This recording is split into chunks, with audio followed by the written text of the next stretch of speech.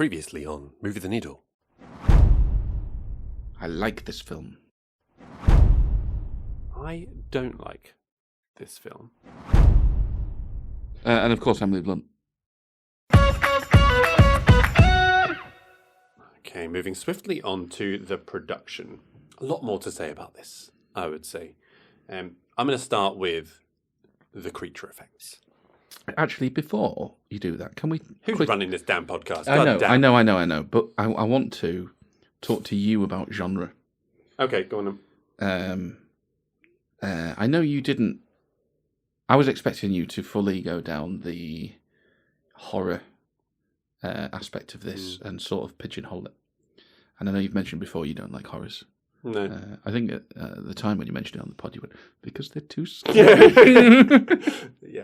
I don't enjoy... Yeah. I like tension. Fan of tension.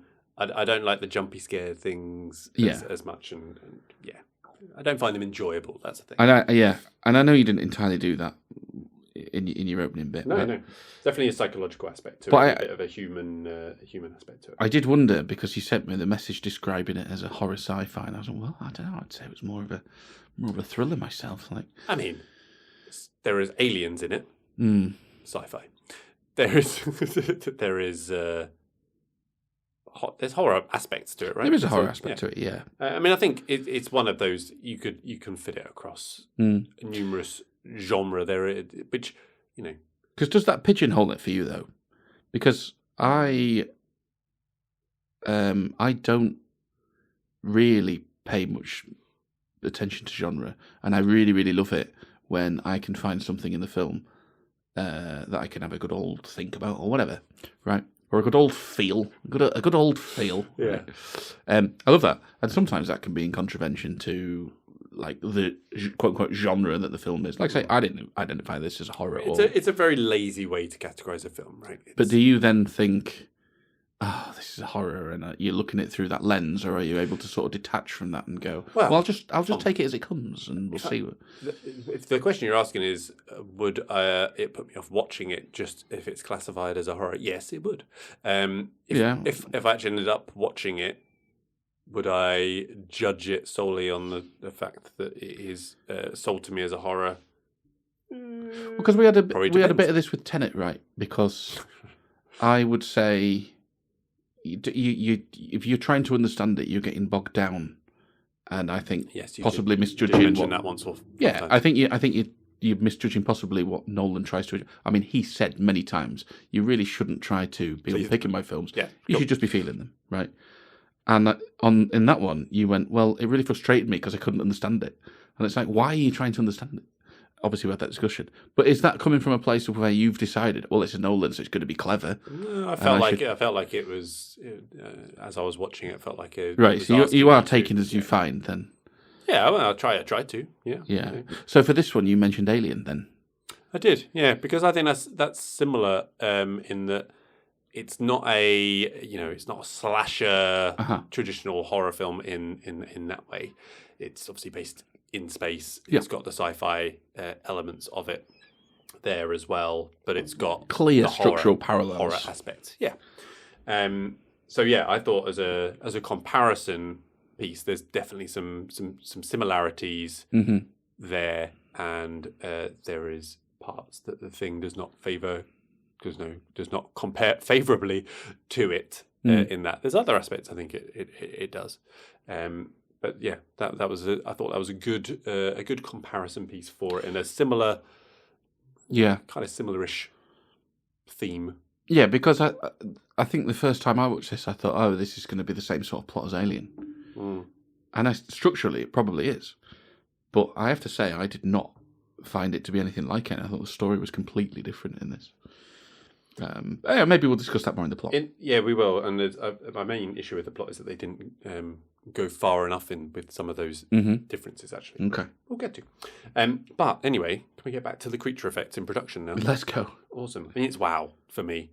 Like, first time round, I had left no lasting impression on me when I watched it. This time round, it's so good. It's really funny.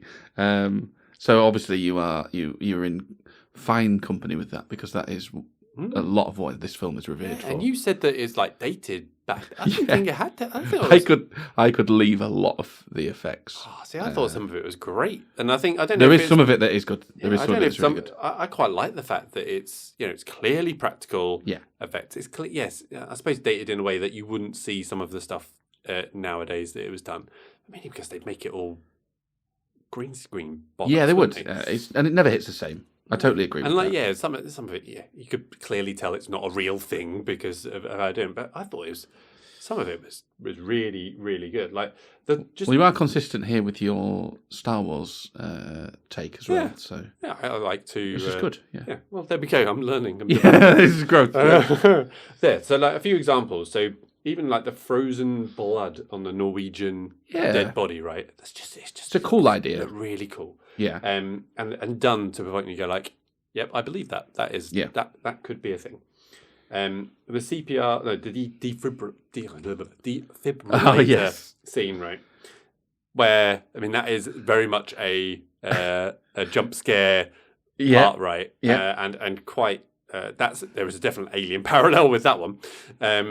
In terms of the chest bursting scene of it. Yeah. But I thought that was so much fun. I loved that. Well, I thought there were a few jump scares in this, and I bought every single fucking one, let me tell you. But I did think that particular effect was jumping the shark a little bit. And it's not to criticise the effect. Again, I lay the same criticism at this store that I laid at Star Wars. It's not the effects. Dating effects are fine. But I was like, oh, come on. No, but I don't like horror, That's not what I was finding in this. But some of the close-up ones, like the autopsy scene, very, very good. Yeah. There was another one where they're just seeing the dog thing wasn't bad at all. Actually, yeah, I thought it was really good. Yeah. There's one where they're just seeing the creature on the ground after it's amalgamated a couple of, and it's still like, is it still winking or something? It's still like breathing. I thought a lot of them were good too. I just wish they didn't go quite so far with some of their choices, I suppose. Yeah, possibly. Having said I wrote down Windows death scene and finally figured out what the hell I was talking about. Like that was one that it went quite far. Yeah. With that, like that was on full display. They were spending a lot of their practical. Isn't that one where he bites his head off or something? Yeah, and he's up on the ceiling. And, all of that one was quite good as well. It was good. But like the actual assimilation parts, like with the dogs in the kennel and stuff, like some of it's a little bit shonky and stuff with like the whips coming out and bits like that. But I thought as like a premise and an idea and a visual thing of it, I thought it was really. You've also got to really put yourself back to 1982. If I saw that at minus 3 years old, your pants, wouldn't you? Because they've obviously they've had 20 years, maybe 30 years of horror films by this point, but none of them are getting close to be able to put onto screen those sorts of things. Yeah. And then you see it's like, oh my God. And the fact Alien was 3 years prior as well. And I think Carpenter had said that the thing that bothered him about Alien is that you could clearly tell that the alien was still a man in a suit. Yeah. At times. And he didn't want that at any point. And you don't have that. No. Really. It's very much a creature at its various points in time. The creature effect, brilliant. Yeah. We've talked about the human actors, less convincing. But one thing I wanted to point out was the dog acting. Oh, yeah. I should have mentioned this in the cast.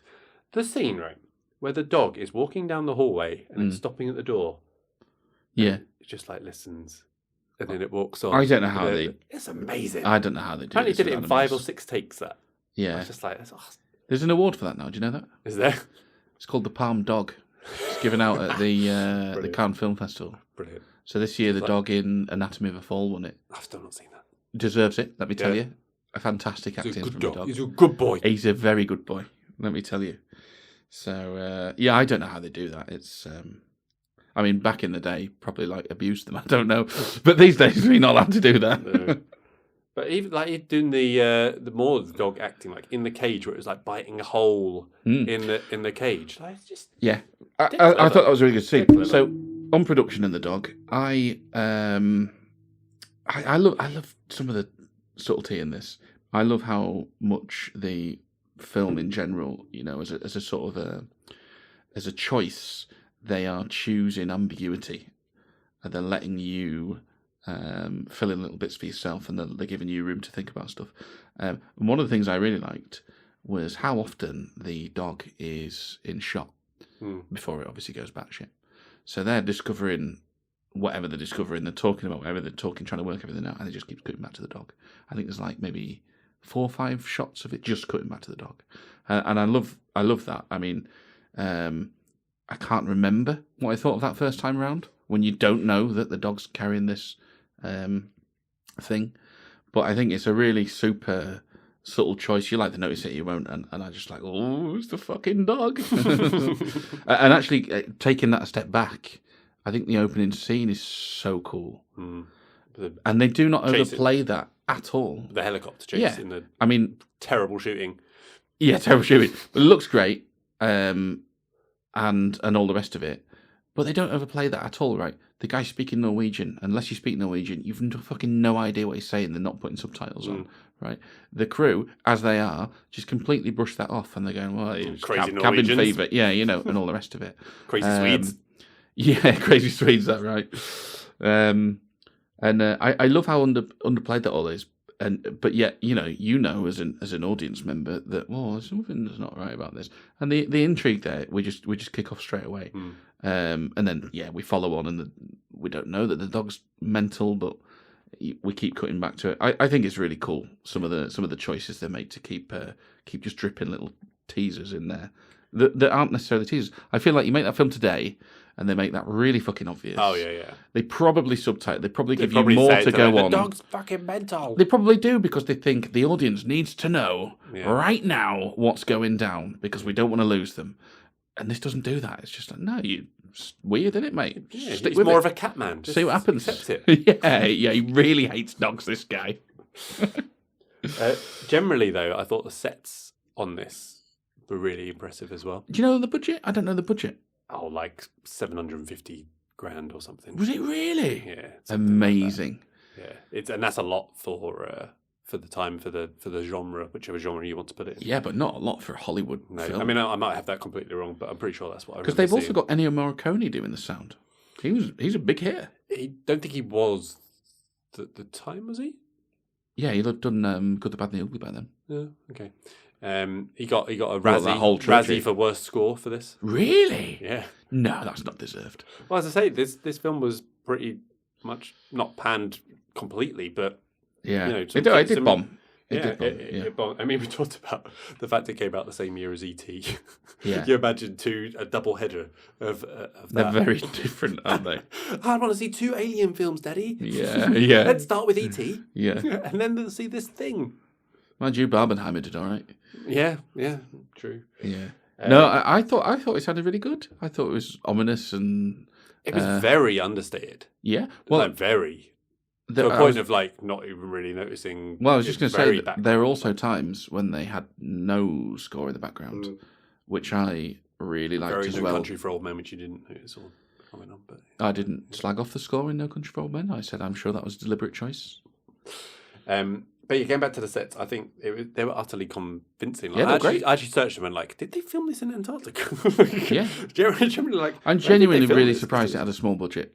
They did some tricks by cooling the whole building of the set to 40 degrees Fahrenheit. Oh, to get their breath and all that. Yeah, because it's cheaper than trying to, I don't know, going to the Antarctic. Do other things. Yeah, I don't know. They even considered just recording in refrigerated units. Right. And they realised that, it's a bit small and low ceiling. It's like, yeah, no shit, it's a fucking fridge. But there was a few looks in there, because obviously with the storm coming in the outside bit of the snowy bit and making it so difficult to navigate. And then you have the red flares come out against the white snow. It's just very, very cool. Very cool looking, yeah. Other thing that's really cool, flamethrowers. Yes. Oh, flamethrower's cool. Yeah. I want a flamethrower. Yeah. I have no use for a flamethrower. I want a flamethrower. It's another thing as well that you can do completely practically, and they obviously do. Mm-hmm. So it just looks really cool. I did enjoy the clearly man in a completely, in the fire suit. yeah. I was just like, yeah. But fine. A couple of other things on this when they're walking through the Norwegian lab, coloured liquid in tubes, science. I didn't notice that. It's one of my things I love to see. Yeah, you just that's science. You've got a tube with a coloured liquid in, proper science. Yeah, that's science. And yeah, I think that's all I have to do. Well, so I mentioned the dog looking on. I really like those little subtle nods. I think the framing. You've lost me. Not just the dog scene in general, because I think that is a really good scene in the cage. Yeah.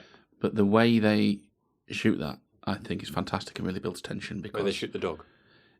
No, the scene. Oh, right. Because you've got,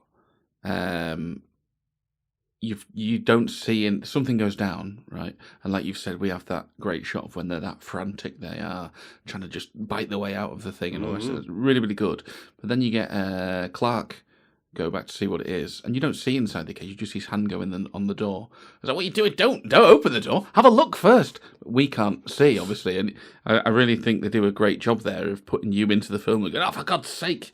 So it's interesting you talk about framing, because there was one moment of the framing that I called out. And I don't know why, but I think I called it out in the. Oh, I called out in the plot because it's associated with a stupid line, but it's also associated with this crap bit of framing. Right. You might even call it blocking, if I knew what that was. Have you been on the Google? I've heard these words. Yeah. I'm sure. All right, just say them confidently. Nobody will know. Yeah, exactly. So there's a bit where is it Blair that's in the cabin, locked in the cabin? Yeah. And they go back. There's two characters, can't remember who it is.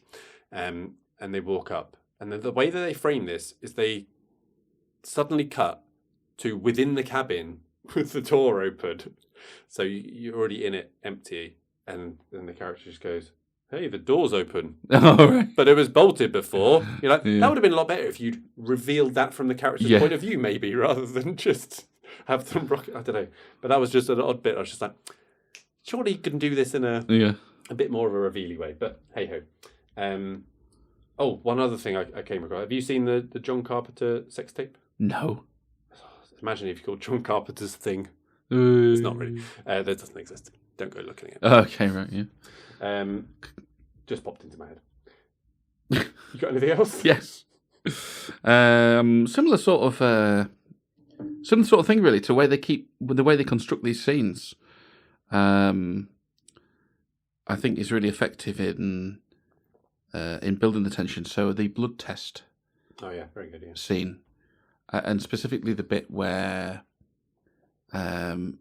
Mac's flame goes out. I think is another one of those where, oh, for God's sake, what are we going to... and they do a similar thing with Childs earlier on, where they're saying to him, just touch the thing, or whatever. I think it's in the dog cage, actually. It's the end of the dog cage scene. Yeah, very good. And he's just standing there in, like, disbelief. And you're like, well, fucking get it then, quick. And obviously it sort of appears out of the thing, and he waits till the last possible second to do it. And then you've got the nice thing of being able to they extinguish the fire, and which of course gives the thing the cover to escape or whatever, and just keep us going. I thought it was just they did a really smooth job, I think, of just navigating through those scenes, because they're essentially repeats of the same thing, right? It's just different encounters with the thing. How are you going to keep not repeating yourself? And I thought generally they navigated that quite well. Some of the other things I liked, some of the more subtle things, the clothes in the trash can. Stop using things with this episode. Are you just wanting to crack a joke every time I say things? All right. There's only one thing. Well, not by the end of it. No, yeah, true. Clothes in the trash can. Clothes in the trash can. Yeah. So I hope he's closing the trash can. It's Knowles, isn't it, that comes in and says, "Who's been chucking your dirty undies away?" And that is like completely throwaway. It is a throwaway. Yeah. They are having a discussion about the thing, what they're encountering, and they sort of go, and it becomes relevant a bit later. Right. And again, I feel like today that gets made into a thing. Guys, make sure you don't miss this. Like, fucking, yeah, all right, we've seen it. And I think you can see that again all the way through the film. It is very underplayed, a lot of it, but there's already tension in the camp. But we see that through little microaggressions, I think you would say. So we don't see them arguing. No, but they've. Oh, I wonder when El Capitan would get for how long? Yeah, would get a chance to use his pop gun. Yeah. And the Capitan doesn't bite on it. He just looks at him, just shoots him a look. And then there's another one later on. Did I write it down? Am I that organised? Let's see. Nope. There's another one like that. Oh no, yeah, the music. Oh, can you turn that down? I've fucking shot today. And the guy's just like, they don't argue. He just goes, yep, and then just fucking pretends to put it down as like, and that's a really subtle. Fuck off. Which is how people argue in real life. You don't say what you feel. That would be silly. We might resolve something. Yeah, we might resolve something if we did that. No, we just do these passive aggressive little things instead. And I love that. I just thought, yeah, this is really capturing what it's like to fucking loathe the people around you without. I'm familiar. Yeah, well, there you go. Any changes you'd like to make? Because I don't like horror. And because I didn't engage with this on that level, I could just do with them dialing down some of the effects. For the most part, they were very good. Just let's lose the chest eating his arms, and maybe the big fucking spidery thing in the middle or whatever. But yeah, that's it for me. Yeah, I thought. I mean, and you've cemented this for me because I thought it was a really well produced film. Great. And on this budget, honestly, that is fucking pound for pound. That's amazing. Yeah, I mean, again, it could be wrong. Please stop. Please stop. No. Back to the thing that I've thrown out there. We'll worry about that next week. Yeah, I mean, I don't think there's really any changes from a production side of it. I thought it was a real strength of it, considering its time. I think it's amazing what they've managed to. I mean, this says 10 million USD. Shit, maybe it's 7.5. I mean, that's still quite low. I mean, is that adjusted though? Oh, good point. I don't know. 15 million. Oh, Christ. It's going up. What does Google know? Oh, yeah, it did make a small profit. And it That's what we're there for. It earned 3 million on its US and Canada opening weekend, which is pretty decent. All right, well, 750k is clearly bollocks. I don't know where I read that. I mean, I still think maybe that was just the budget for the creature effects. Maybe. Yeah, maybe. I still think it was a really well produced thing. Yeah. And actually, looking at these box office figures now, I also think it's been some slightly done in on re-releases. It's been slightly opening weekend was 3 million. That's a fifth of your budget right there, and that's just US and Canada. So I also think it's been slightly done in, and maybe just being compared to ET as what's done for it. Maybe. Anyway, do go on. No, I was just saying no real changes for me. More dogs, fewer humans. Yes, fair enough. That's about it. All right, let's move on to the plot. I'm going to kick this off, Carl, just to pick up on something you mentioned before. Oh, hello. Which was the, it's clear that they've kind of been in isolation together as a group. They fucking hate each other, yada, yada, yada. How do you think you do in Antarctica? Very passive-aggressive. Very passive-aggressive. In a group such as that? I'd be drinking a lot. You'd be McCready. Yeah, I'd be drinking a lot. I mean, I say passive-aggressive. Actually, I think I'd have gone beyond that. Yeah, I think I would have had to have a few things out. Would you just be isolating yourself away from the group? I'd be very comfortable in doing that, I think, yeah. Yeah, I think so. What about you? Oh, no, I'd be a hero, mate. Bringing everyone together. Yeah? Oh, yeah. Sing songs. They'd love me. / I'd be the first one to be killed. Yeah. Either way.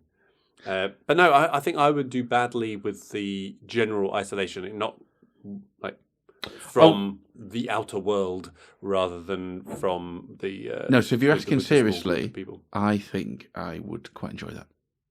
Yeah? Yeah. For how long would you enjoy Well, it? this is the thing, isn't it? Now, in this world, does my family exist? I mean, it's your world, mate. What do you want? Do you Well, want listen, family to exist? if I'm a single man, I think I would very much enjoy that. And I wouldn't say I could do it for an indeterminate amount of time because of the things that I joked about before, but actually still would fall out with some people. But the concept of just being away, no, fine. The family thing, though. Yeah, in Antarctica? Yeah. I think it'd be fun, yeah. Doing, I have no idea what their jobs actually were. Just researching it. Yeah, just research. Listen, if you've got a good supply of booze as well, they've got telly. Well, they ain't got telly, they've got reruns. VHS. Yeah. There's always wanking in there. Never lets you down. Yeah. It's not true, actually. Yeah. Never lets you down. Does sometimes let you down. I mean, no, I think we should delve deeper. I think it'd be all right. But yeah, the old family thing, that's going to put an upper limit of not very long on it, isn't it? Yeah, I suppose. Anyway, moving on to more of the plot. This is going to be a pretty scattergun approach, and a lot of what I want to talk about. Fucking what else is new? But a lot of what I want to talk about are changes, right? So a lot of this is going to be how I think it could have been done differently. But to start with, I do just want to start at the start with the Norwegians blowing up the helicopter by accidentally throwing the grenade backwards. Yeah. It's quite possibly the stupidest thing I've ever seen committed to film. It was just ridiculous. It's not that bad. It was so funny. Like, what were you... Oh, no. No, it's not that bad. It was pretty funny, stupid. It didn't ruin anything, don't get me wrong. But it was just like, very bizarre. So I think the premise of this, of the film, it has so much potential, as a really great premise. I think they've missed a little bit of an opportunity. I think they could have made it even better than what it was. So I think they could have lent into the murder mystery kind of part of this a little bit stronger. Yep. And I think that would have been a real nice addition. So you're actually going like, oh, are they? Oh, I don't know. Yeah. And you know, we've talked about, or you've talked about the whole murder mystery thing where actually, you should be able to. They should lay enough breadcrumbs for you to be able to figure it out. Yep. I don't think you're ever possible to do that in this. Like, there's no way of actually knowing who is a thing and who is not the thing based on what they've shown you on screen. And I feel like they could have done that and sort of laid the breadcrumbs for you with a little bit of misdirection a bit better. And they kind of do it a couple of times, but it's a little bit clumsily done and actually quite difficult to follow sometimes in a kind of like, misdirection, but not very nicely done. So that's like one of the main things I think. If they'd done that, and you had the psychological, like they're kind of obviously mistrust of all of it as well, which they do have. But you can go more down that route. Let's stay on that then for a minute. Go for it. Because I've done some reading. Oh, good Lord. And there is, because this is such a cult classic, there is a very, very vocal set of fans of this on Reddit and the like. Sure. And let me tell you, when they submit a theory and somebody else thinks it's wrong, they are not shy. Arseholes. Yeah. I saw one guy today. It's quite funny. One guy put his reasonings out why McCready was the thing and when it had happened and how this and that and the other and here's the thing, yada, yada, yada. Like, really, really reasoned post, right? And then somebody else goes on and says, well, no, I don't think it can be that because... And then he puts his really, really reasoned post.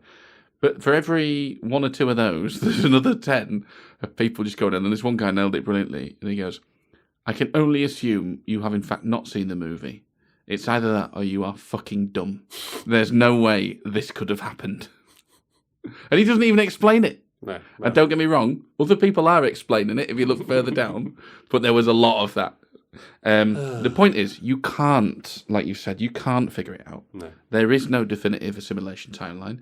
John Carpenter has been very, very quiet on the ending. Ambiguity is what he's going for. Oh, yeah, I think that's right as well. Yeah. Like, the ambiguous ending is actually a real strength. I like that. It was very odd. I agree. It was very, very different. And I think what you're saying about the murder mystery sort of element and if it's going to do that, I agree. It definitely needs to let you be able to figure it out. Otherwise, what's the fucking point? It's not an engaging plot device for me. But I think this is very deliberate in that, well, it's not, because it's not what you should be focusing on.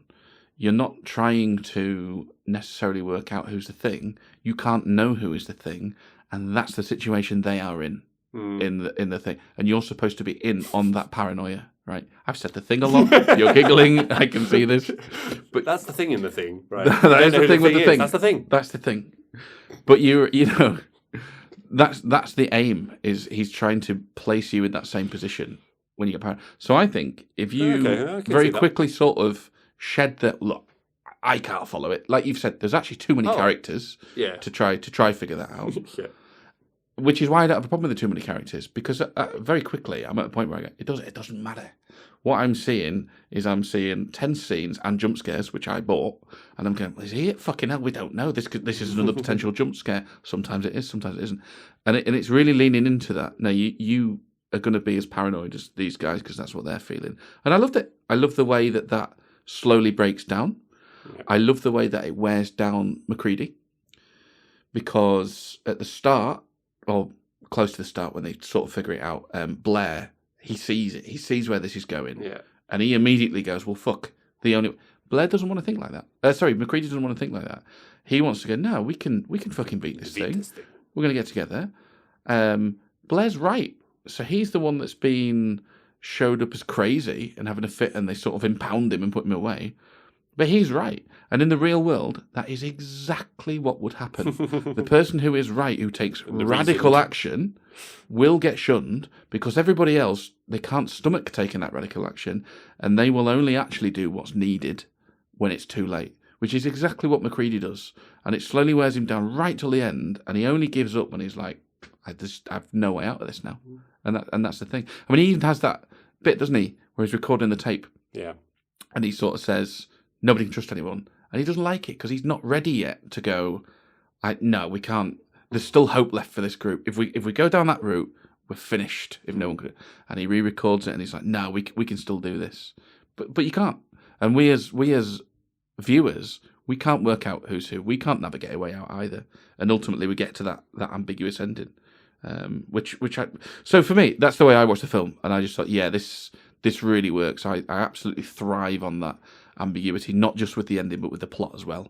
And I think it's really effective for sucking you in if you see it like that. Yeah. And I know you've said that you're happy with the number of, that it doesn't matter. I agree. You could cut them down because there's a lot you can't keep up. I just don't think it matters. I think that you could have introduced some of the more major players a little bit better, so you understood a little bit more of what was going on. Because I agree with what you said. Like they do a good job of showing the general falling lack of patience. Tell that they've been together and stuff. But they don't give you a lot to grab hold of as to what roles are these people playing. Like what is their deal? Like you're thrown quite quickly into it, and I think that's as I said at the start, the bit where I was just like, I don't feel like I'm into the characters enough for when they start dropping off to actually go like, I'm invested and I actually care. And it's only really McCready that's given enough time to actually develop and see something on screen that you actually go, okay, I like this. Yeah, and he is the protagonist though, right? Sure. We're seeing that arc through. You really taking a take. It's just a word, Simon. It means something. It's just a word. He is the protagonist. Yeah. I mean, I think that it means something is why it's such a good choice in Tenet. But whatever. But he is the protagonist, right? So that's why we're seeing that arc, because again, that's the way it's dragging us in as well. Anatomy of a Fall, yes, leaves you with some ambiguity. Good, and you're going to be like, a bit of ambiguity. They're like, did this happen? Did this happen? And I see a lot of people writing about that, and I just think it's not the point. Yeah, but that's kind of winning as well, right? If you're getting people thinking about it and talking about it and stuff, then for sure, somewhat for sure. But then for some people, that can be a source of frustration too, right? Because they can go, we don't find out, or well, I think this, and that should have happened because I think this, and it didn't. Yeah. But I just think it's not the point. And I genuinely don't have an opinion on that film as to the thing a lot of people discuss, because I've just been able to like detach from it and go, I'm not going to. And it's the same here. Like, I don't need to get into the characters and worry about who's who, because very quickly I was able to go, that's not how I'm watching it. That's not how I'm engaging with it. And I think if you get into that space, you just go, oh no, yeah, I get it now. I see how this works. Which, it's not for everyone, especially like straight up horror fans, I suppose. Yeah. But then maybe there's enough going on elsewhere. And I think the other things that I'd quite like to have changed, and this is a bit of a horror thing, right? Mm-hmm. Where characters make fucking stupid decisions and doing things that not really. These are a bunch of researchers. You think they're actually going to be quite intelligent people, potentially, right? So when you realise that essentially being on your own is probably the worst possible thing, and just literally just have a buddy the whole time. Everyone just have a buddy the whole time, and everything will be fine. Yeah, you'll be able to stay on top of this. Yeah, for now, and then the story could contrive ways to separate them, right? Some sort of events that happen that cause those pairs to split up, and then you're like, oh, which one is it? Them? Is it him? Or what? Yeah. Oh, I don't know. And they don't really do much of that, and I think that could have been a nice addition to it. And the last thing I've got on this is that I thought the strength of the thing isn't the fact that it's a big scary monster thing. For the audio listeners, I'm baking big scary monster hands. It's like that Fast really Show helps. Thing, is it? Where he goes, you remember that sketch? Monster. I don't remember that. No? All right, well, look it up afterwards. You were doing exactly that. Yeah. I think it's important for you to understand when I say big scary monster, I mean big scary monster. Monster, got it, yeah. So I think the beauty of the thing and its powerful sort of hook of it is that assimilation, right? It's the fact that it can take on the form of anything. That's a pretty cool premise. And pitting human against human almost, rather than it becoming this big monster thing at the end for like the grand finale. So that's where it's a bit like, a bit annoying at the end. But I did like the ending, the ambiguity. I thought that was interesting. Well, I love endings like that anyway. I think trying to wrap things up in neat little packages is that's why you get way tied too in Hollywood, as well, right?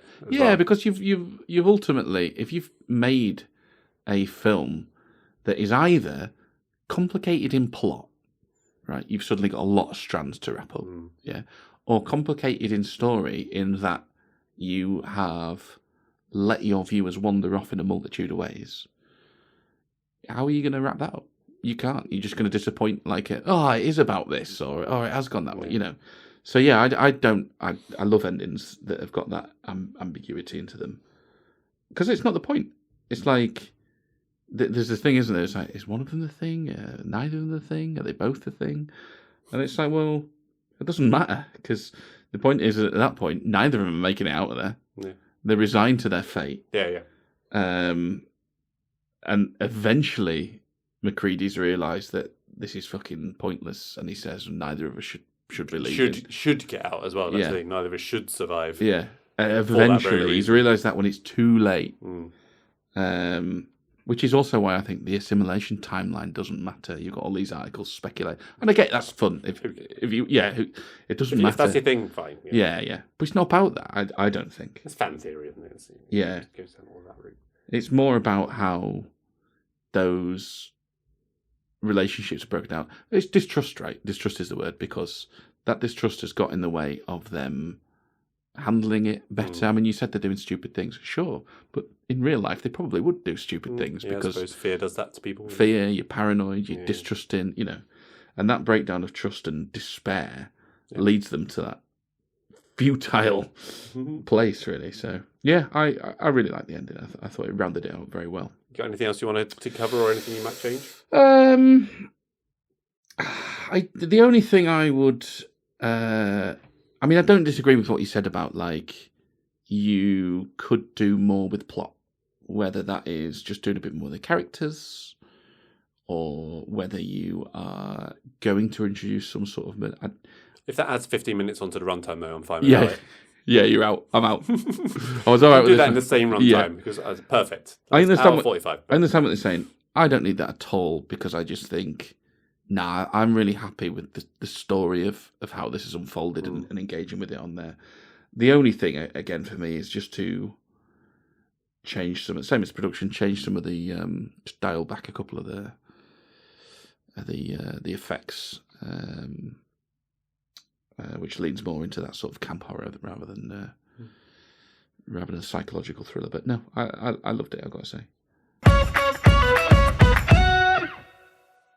All right, so we move on to This Is Why You're Wrong. So our closing statement from each of us. Carl, you get to go first.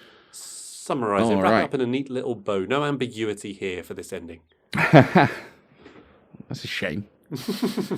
Okay, so I really, really think the production of this film is very good. Budget at 750k or 10 million. take your pick. I think 750k. You can't even make a student movie for that. No, I think they've really delivered on. I'm going to find where it said that. So many aspects of the production, and I think they've made a really good film. Personally, for me, and I do this a lot. It's how I sort of enjoy films. Not every time, mostly. I really engage with the overarching story of this and the themes of it. And I think that there was nothing in the production to really get in the way of that. I take your points about the bloated cast, but I think on a story level, it serves that quite well. And I love the ending, which really just reinforces that, oh yeah, this isn't about a horror thing and a hero or anything like that. This is about something a bit bigger than that. And I love that there's a bit of room to interpret exactly what happened at the end as well. Excellent. So this is where I am at. I am similarly enamoured with the production. I think it's actually amazing what you can do. Not only if you read something on the internet correctly and you can actually say the right value, which I've now found, right? So the film's budget is 15 million, which is substantially larger than the average horror film's budget at the time. Friday the 13th, 1980, it cost a mere 700k. So a completely different film, right? Yeah. Okay. Well, one of John Carpenter's at least. So at least okay. was in the realm of it. Hey, listen, sometimes that can go wrong. He spent it well. Yeah, I mean, yeah, 100%. Yeah. So anyway, now we've corrected that. That's why I was wrong. All right. Okay. Yeah. So just to cover that, but so you are wrong on something. We've established that. Yeah, and I'm actually quite open to being wrong on this one. This is a classic case for me of, and Apocalypse Now was a little similar, right? Mm-hmm. The more you think about it after you have watched it, the more you come across with the positives and then what negatives you had sort of fade away. You're getting it now. A little bit to it. And I don't just mean this film. Apply that to every single film you watch and we'll be on the same wavelength. Time. It's really hard work. Yeah, that sounds fun. So, the production is a massive strength. Yeah. I think Kurt Russell's performance is a big plus. The daddy. Well. Yeah. I'll be honest, I was starting to come around in preparation for this podcast. We've had a pre-wiggle on the old needle. Well, I kind of alluded to that right at the start. Yeah, I think I was open to it. And, we're going to come on to the rewatchability. And I think this might be one that I'm going to, again, revisit because it's not very long. So yeah, I did think you'd like that, actually. I forgot to mention that. It's perfect length. I heard that before. And so I'm going to say... Well, sometimes it's too big. Is it? So I'm going to say... Don't know. That I think my needle has been moved. So you're now up to... You really like this film, right? No, not that far, but I think I'm moving... I'm definitely in the zone of ambivalence to moving towards the like. Oh, we've even got... So I'm that could be a first. I'm getting there. A degree and a half, maybe. Ooh. Because I said at the start that I don't like horrors. No, I'm with you on that. But I can appreciate a well-made a well-made film and a well-made horror and do that. And I think on more rewatches, I would start to appreciate even more. So I think I could go up to a like eventually. I'm not quite there. Yeah, fair enough. Well, we'll take the ambivalent for now. We take the ambivalent. Yeah. Look, I mean, contrary to popular belief, I actually hate to repeat myself because it is. You must really hate listening to these podcasts. The self-loathing is off the charts because it is just it's a demonstration of me not being smart enough to sum up what I thought properly in the first place, and then to not be able to have confidence you did do it correctly in the first place. And just not be able to let it slide. No, you've got to go back and say that again, but different because you fucked it up. Right, so I hate repeating myself, but ambiguity is great for films like that because it really does it really does keep giving. You get to watch it again and you get to explore something slightly different or explore it a bit more. And when you don't have the film spoon feeding you and telling you how to feel, you can rewatch a film. It makes it really easy. Fair point. It's a fair point. All right, let's move on to the data section. So we'll start as we always or usually do, or usually both are fine. Well, whatever. Except that one. Yeah, usually with the rating. So IMDb 8.2. It doesn't surprise me. I mean, look, 8.2 is too high for nearly every film. Letterboxd, given the scales 1 to 10. 4.4. Yeah, it doesn't surprise me. I mean, this self-selected audience, isn't it? Yeah, it falls into the cult classic, right? Yeah. Where you have the. It's similar to the Star Wars in a way, right? In terms of your fans of this are going to be fans of this. Only they're not ramming the thing down my fucking throat. Do with that what you will.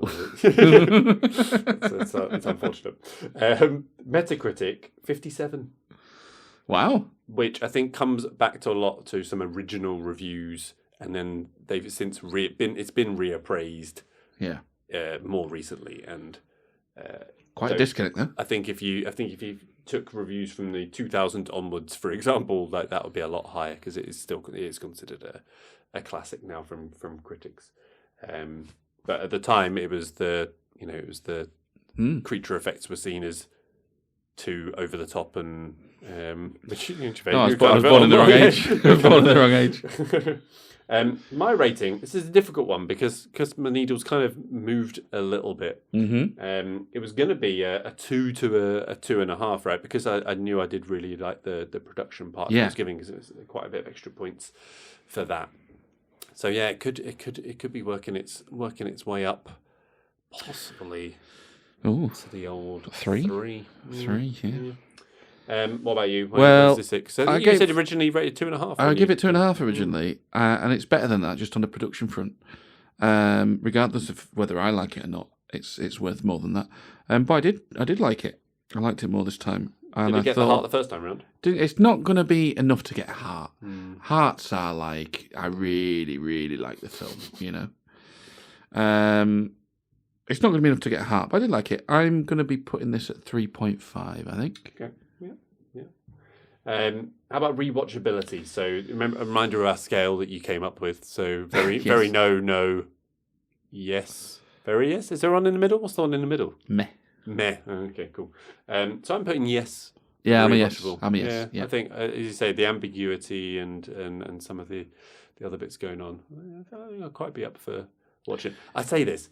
When am I going to find? Well, this is the problem. It's like, geez, I've got a podcast to do. I've got to bloody watch the films for this, haven't I? But this is the problem. It's a solid yes, because even if you know, we said about the assimilation timeline doesn't really matter. You can still try work little bits out, and I wonder if he's got it this time. He's got it this time. I think there's plenty there to go at besides the overarching story. Cool. Best scene? What was for you? Well, I'm gonna have to. You're going to list 8 of them. Yeah, no, only 3. So for intrigue, my honourable mention goes to the helicopter dog chase at the start. Yes, yeah. I think it's a super opener. It looks amazing. And I just like the way that it's more what's going on here, and speaking Norwegian, nobody knows. For tension, the blood test scene. I think that's a really good scene. There's a cool shot in that when they are checking if somebody is sort of infected, and they look back across the table and Clark's dead eyes are just staring back at them in the background. It's really cool. But my best scene, and I've picked this because narratively this sums up a key tenet of the film for me. I like Blair in the radios because I think that is pretty much exactly how that would look in real life. Smashing up the radios. Okay, I think it's exactly how it would look in real life if somebody had internalized all that thing and they were in charge of it, and they then there's only one thing here. Because I think, and the way they then accost him, like he's the crazy one, again, I think really captures that, well, yeah, because in real life, everybody else can't face those big decisions. They do what they do when it's too late, because they can't bear the alternative. So yeah, Blair in the radios for me. What about you? I was going to say for the dog in the kennels. Good scene. Bit. Yeah, I think that was really. It's obviously the first big reveal that all is not right with that hound. Yeah, and I thought the dog acting in it, fantastic. Yeah. So yeah, really appreciate that one. How about a quote? I think I didn't say this earlier, but I think there are some good quotes in this. Some awful dialogue, but some good quotes. I've got a one for this because this one stood head and no, it's not from Childs. Good. It's not the same one. This stood out head and shoulders above the rest for me, and it's. I know you gentlemen have been through a lot. Yes. But when you find the time, I'd rather not spend the winter tied to this fucking couch. Yeah, that was my second one. That was like I did that. That was brilliant. Yeah, it was really good. My one was from Childs, just where he says, "I just cannot believe any of this voodoo." I knew you were going to say voodoo bullshit. Yeah. And then he says it again. I can't believe any of this. Yeah. Do you believe this voodoo bullshit? Again, it's a good one. I'm going to assimilate into my everyday. Voodoo bullshit. Yeah. And also maybe this tied to this fucking couch thing. I'm sure. Yeah. He delivers it so well, just like so understated. Like, yeah, because he hasn't really shown anything that whole film, right? He's pretty level. Yeah. It's a nice little outburst. Favorite character. Well, I want to say Mac because he's just so cool. But I think, again, because narratively he does such a pivotal part of the story, it's Blair. I liked Blair. I was going to say Childs, but actually, I don't like going for the main character, but I think it's got to be Mac. Isn't it? It was very good, yeah. So it seems like cheating, but... Yeah. Did you cry, Carl? No. Tearjerker? No. Very no. No. I don't think there's any crying bits. It's very no. You'd have to get into you'd have to internalise the story to something very important attached. To you. Yeah. Which I did read. AIDS. Yes, allegory for AIDS, and somebody did it for something else. So it's out there, but not for me. No. Yeah. I mean, that's not intentional. Very no. We'll go very no. Very no. Jerker, any gratuitous nudity? Now, have I imagined this? Is there a scene at the start where one of them rushes out and they're not wearing any pants? I think you might be just seeing cocks again. Yeah. Well, look, I'm going to give myself a bit of an out. I didn't pause it and try zoom in this time. I just made a little mental note and go, oh, was that little dick there? I wonder if Simon saw that. I didn't. Okay, well, let's say no then. I didn't see any gratuitous nudity. Cool. All right. I'm comfortable with that. All right, so now we move on to the teased at the start, the interesting top three. So we've got two of them. Okay. Now, why are we doing this? Oh, because the genre was difficult because, well, one, we can't agree on what the genre is and we don't like horrors. Two, I can't say I've probably seen 3 John Carpenter films. Because it's 1982 and we know fuck all about cinema prior to the 1990s. Largely. Yeah. Certainly not enough to be appraising entire bodies of works. No. So we've gone down a different route, and these were great suggestions. I was it was very much a pat on the head to Carl. Thanks, mate. Your credit. Yeah. So the first one is your top 3 2-word films that start with the. Yeah. So the blank, right? Yeah. Right. So how do you want to do this? Do you want to go through? Should go do our number 3s, then do our number 2s, then do our number 1s? Put them in order, but yes, okay, I can do that. Go. Yep. Right. My number 3 is The Firm. Oh, I thought I'd written The Firm for Carl. next to it. The Firm. I love that film. Cool. My number 3 is The Hunt. Mads Mikkelsen. Oh yeah, not seen it. In his native thing, haunting. I mean, Mads Mikkelsen's haunting, fucking boss. Terrifying film. Yeah, you should watch it if you're not. Yeah, no, good shout. Number 2. My number 2 is The Sting. I've written The Sting for Carl. Yeah. Look at this. I'm starting to know you. Yeah. Mine is The Mask. I mean, you're saying this like these aren't things I've already told you at some point in our film chats. Still, okay, all fine. this proves is you listen. Yeah, well, tell that to the wife. Yeah. Mine is, I've lost it now. The Mask. Yeah, I thought about The Mask. Yeah, how do you think about The Mask? And this is very much favourite films, right? So there are better films than The Mask, don't get me wrong. But that's got a real place in my heart, The Mask. Yeah, agreed. It just, at the time that was really, I watched that film a lot. Yeah. That was one I had on VHS and rewatched many a time. So, are you going 3 for 3 then? No, I don't have a third one, but let me see if I can get it. The Departed. No. What's the third one? I was going to say The Godfather. It is The Godfather. Yeah, it is The Godfather. See that? I got 3. Yeah.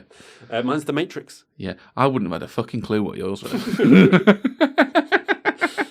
fucking listen, do you? Well, I've not mentioned any of those 3 films. I have mentioned The Hunt to you before. Yeah. But I've not mentioned the other 3 in our pod life anyway. But yeah, the Matrix, again, it's just, again, at that time of life where I was watching the same film over and over again. That was one of those. I like The Matrix as well, yeah. Very good. Some honourable mentions, though. You're going to say The Conversation? Yeah, The Conversation, which we've talked about. The Apartment. The Apartment again, which we've talked about before. The Departed, which I thought I've used this on about 3 lists already. I can't use it again. Yeah, and it's shite. The Untouchables. Yeah. The Avengers, which I know you don't like, but that's right. And then The Prestige, which I realised I couldn't include in this because I don't think it made my top 3 Nolan films, let alone. No, it doesn't make my top 3 Nolan films either. It's good though. Like The Prestige. I think I might have to revisit that again. Yeah, it's good. A lot of people love it. All right, the bottom one. Just because when I was doing this list and I came across it and I remembered how fucking laughably shit it was. Oh, go on. The Happening. Ooh, not seen it. M. Night Shyamalan, Mark Wahlberg. Say no more. It's basically a film about the wind being evil. Spoilers. Yeah, well, fucking me and my fence would like words, actually. Brilliant. Okay, the second top 3 is films with thing in it. Now. Have you cheated and gone plural? Yeah, I thought you were going to say this. Yeah. So I have cheated on 2 of them. 2 of the 3. Only 66%. Only because I realised I don't think I've actually seen Do the Right Thing. No, I haven't seen that either. Oh, that's not on your list. No. Okay, I want to hear your score. Oh, okay. My list is The Thing 1982, The Thing 2011. Oh, no, bullshit. No. And then The Thing Red Line. The Thing Red Line. Yeah. Right, Thing with Nick Nolte, yeah. Sure. It's a good film. Kubrick, I think, isn't it? Yeah, I'm pretty sure that's how it's spelled. Yeah. What are your 3? So, this is where I struggled, right? Because I didn't really think I could put The Thing, considering... it's the only one. So, I have got one. That Thing You Do. Oh, yeah. I've not seen it. Tom Hanks directed I've not seen thing. it. The catchiest song in it ever. Like, you see that film, that is in your ear for life. That's that song. Because it's played literally about 100 times in the movie. I've only seen the parody movie poster of that with Jimmy Savile on the front row. How's about that thing you do? I've not seen it. But there you go. It's up there with Apocalypse Now then. That's better. Yeah. I had 10 things I hate about you, not because I particularly like that film, but just because I was struggling to come up with things, and that's cheating. And then Wild Things. Have you seen that? Oh, have I? Denise Richards. Yes. Yeah, A-list star gets... As an adolescent boy. Yeah. You've seen that film, well, mainly just one scene of that film, lots and lots of times. Fucking the videotape's worn out. What's going on here? But if not allowed, I would have to put The Thing. Yeah, there you go. In there. It's not a common thing, is it? No, it's not. Well, I say, Do the Right Thing was the one I was like, oh, that should be in the list because I know that's meant to be good, and I've just not seen it. We mentioned one the other day, The Sure Thing. in our last pod, I think it was actually John Cusack. I don't know why the hell we were talking about it because it was directed by the same dude, right? What No, were we right, talking about okay. last time? I don't know. Wolf of Wall Street last week, wasn't It it? can't have been that then. Why did that come up? Don't Anyway, the Sure Thing. So I'm gonna watch that. And also just to flesh out your list, or what? Yeah. Well, also it's come up twice. It must be a sign, right? And Things to Do in Denver When You're Dead. I just want to watch that because it's a great title. Yeah, I mean, careful what you wish for because I've seen Cocaine Bear. I mean, that was definitely a title before it became a film, right? How can we come up with a film about Cocaine Bear? And then Poor Things, and I've not seen yet, which I intend to see, which I know is still cheating, but it's cheating. Not seen it. So there you go. I mean, I can't say anything about cheating. No, The Thing Red Line is a good one. All right, you got anything else for us, Carl? No. All right, and that's all we've got, guys. So if we moved the needle for you, or even if we didn't, please do get in touch with us by email. Please, someone get in touch with us by email. It's just Ben from Buffer at the moment. Come on, you need to. Has he been in touch someone again? Needs to get. He's fucking needy, isn't he? He's every time I post something. So please do rate us on wherever you're listening to this. Follow and subscribe if that is an option, and please do share us with your friends if you hate them. Our Twitter and Instagram is MTN Movie Pod, and you can also find our page on Facebook or our page on Facebook. That'll do. And all the details can be found. Oh my goodness!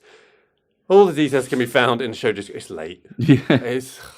I thought this was quite a quick one. It's that 5.5% of the... It's 500 mils. The assimilated proper job. Yeah. So yeah, that's the big on demand. So anyway, from me and Carl, it's goodbye. Goodbye. Carl, when I was getting the glasses for the beer, how long were you alone in this room with the dog? Yeah, all right.